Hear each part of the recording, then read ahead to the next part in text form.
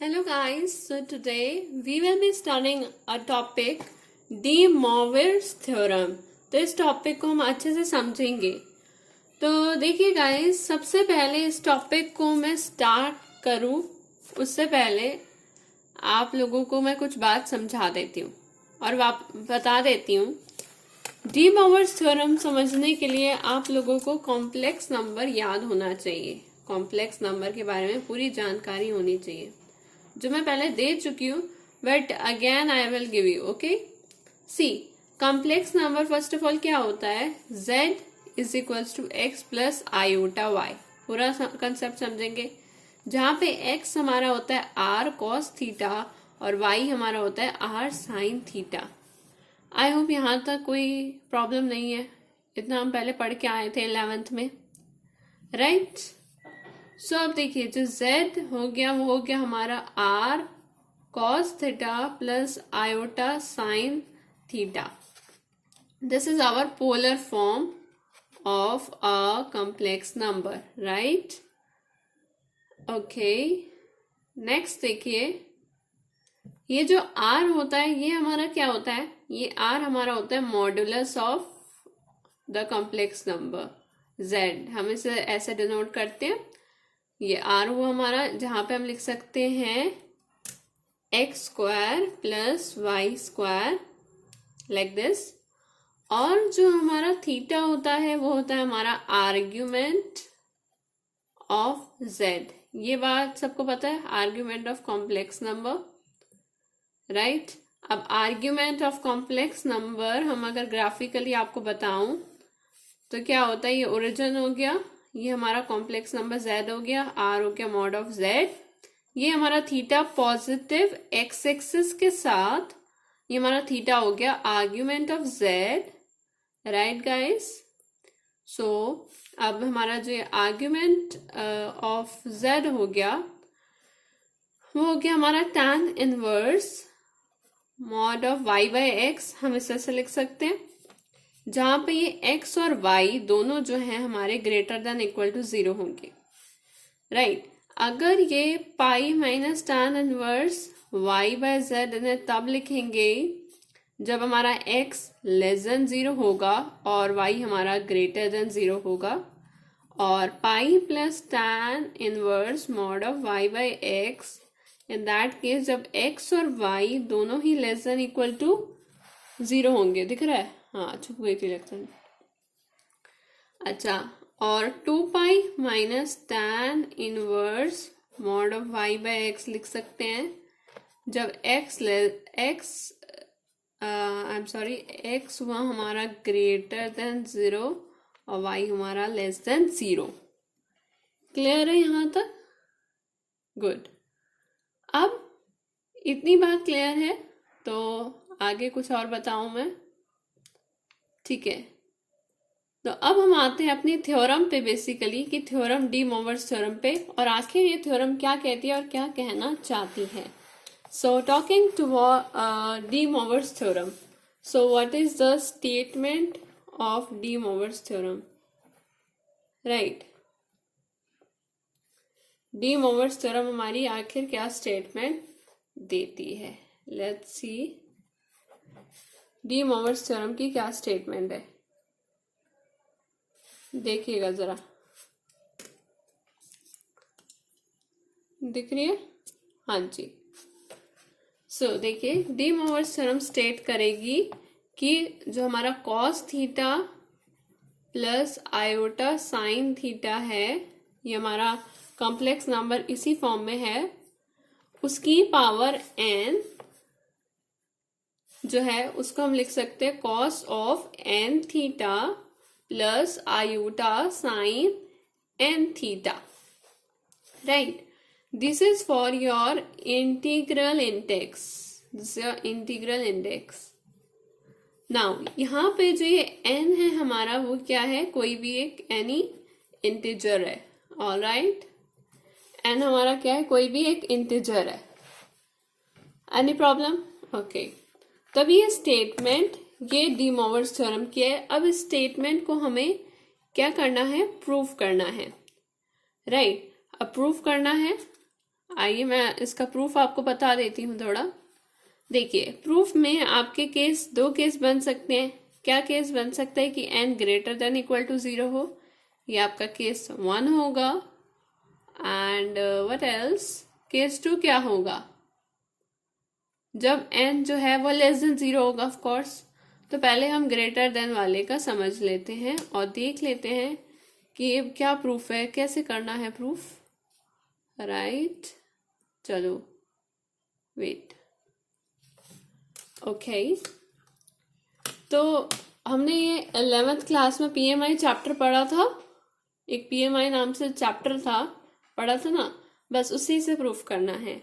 देखो कुछ नहीं करना है, सबसे पहले स्टार्टिंग कैसे होगी, फॉर n इक्वल टू 0 आप देख सकते हैं कि अगर n की वैल्यू मैंने पुट करी 0, क्योंकि मैंने बोला ना n greater than equal to 0, तो अगर n की वैल्यू मैंने पुट करी 0 तो ऑफ कोर्स ये हो जाएगा आपका cos 0,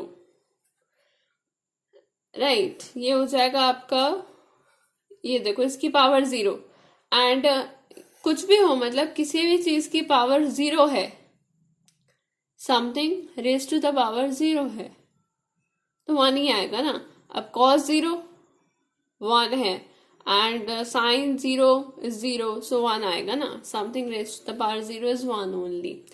so for n equal to 0 it's obvious ये इक्वल ही होंगे, राइट। सो इट्स ऑब्वियस कि ये इक्वल होंगे।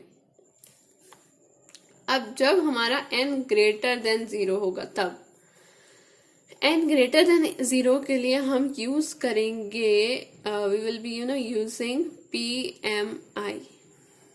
पीएमआई। अच्छा, अब कैसे करते हैं पीएमआई स्टार्ट, लेट करेंगे कि p की पावर n क्या है, यही होगा of course cos theta plus iota sine theta raise to the power n, and which will be equal to your cos theta plus iota sine n theta. Cover हो रही है ना सारा, साइन n थीटा और ये भी n theta, ठीक है। अब हम n1 के लिए, भाई n सबसे पहले 1 होगा, तब क्या होगा, तो p की 1 हमारा होगा cos theta plus iota sine theta की power 1, that will be becoming cos theta plus iota sin theta, ठीक है। so we can say that Pn is true for n equal to 1, yeah। now we will be assuming it, हम assume करेंगे कि हम assume करते हैं ना कि let Pn be true, लिख रहे हैं register, let Pn be true for what, for n equal to k। so again guys, cos theta plus iota sin theta power k, देखो, will be equal to cos of k theta plus iota sin of k theta, right। now what we will be doing, we will be multiplying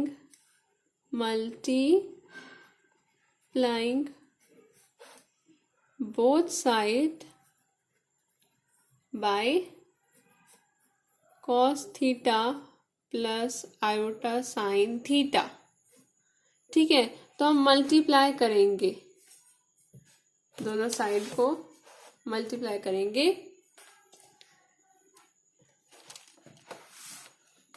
आगे देख लीजिए,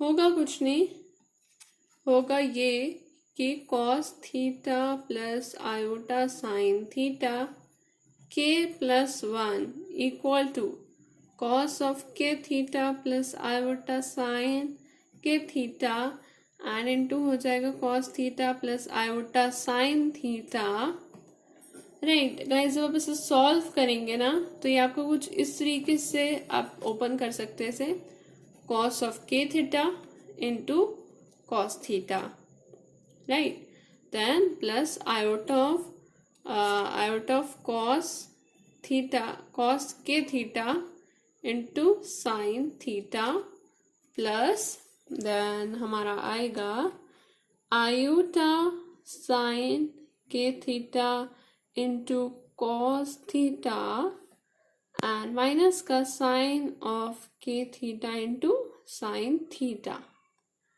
okay, इतना तो clarify हो गया। चलिए आगे बढ़ते हैं। आगे वाला दिख रहा है या सो अब आप क्या ऑब्जर्व करेंगे, आप इसे सेपरेट करेंगे तो आप लोग देखेंगे कि हो जाएगा हमारा कॉस ऑफ के theta into cos theta minus sine of के theta into sine theta plus iota cos of के theta into sine theta plus sine के थीटा इंटू कॉस थीटा। ये देखो अब ये कॉस ए है और कॉस बी है माइनस साइन ए है साइन बी है, तो ये हो जाएगा आपका cos of A plus B plus iota sine of A plus B. यानी कि आप इसे लिख सकते हो कॉस ऑफ के plus 1 theta plus iota sine of के प्लस 1 थीटा। ठीक है, तो यहाँ तक आप जब इसे कर देंगे तो ये PMI के थ्रू आपका क्या हो जाएगा, इस चीज़ के लिए भी आपका ट्रू हो जाएगा। सो ये चीज़ भी आपकी ट्रू हो जाएगी। अब हम दूसरे केस की बात करते हैं। PMI से हमने ये प्रूव कर लिया। दूसरा केस देखो, जब n लेस देन 0 होगा, अभी था n ग्रेटर देन 0, अब n लेस देन 0 होगा, यानी कि n होगा नेगेटिव हमारा, मतलब माइनस n हमारा ग्रेटर देन 0। तो लेट कर लोगे कि m है हमारा माइनस n ग्रेटर देन 0। ठीक है, तो देखो cos theta plus iota sine theta m मान लिया, क्या होगा cos m theta plus iota sine of m theta. Okay next, अभी क्या हुआ, ये हमने मान लिया। तो अगर इसके लिए ये है केस है, इतने तक दिख रहा है ना। हाँ, अब आगे देखो। तो अच्छा, अगर मान लीजिए कि मैंने लिखा 1 में cos theta iota sine theta की पावर m हो गई, तो यही चीज हमने मतलब रेसिप्रोकल में लिख दिया। कुल मिला के कोई डाउट नहीं है। तो अब इस चीज को हम ये लिख सकते हैं cos theta plus iota sine theta की पावर माइनस का m। तो अब ये चीज क्या होगी, तो अब क्या होगा, देखो अभी तक तो ये इस तरीके से था। Now what will happen, now cos of m theta हो जाएगा minus iota sine m theta, और नीचे आ जाएगा हमारा कॉस m थीटा। हमने इसे क्या करा, रैशनलाइज करा, रैशनलाइजेशन करी। समझिए कि प्रूफ हो रहा है नहीं हो रहा है, क्या हिसाब है। Let's see, cos of m theta दिख रहा है, हाँ अभी दिख रहा है, cos of m theta minus iota sine m theta upon में cos square m theta minus क्या,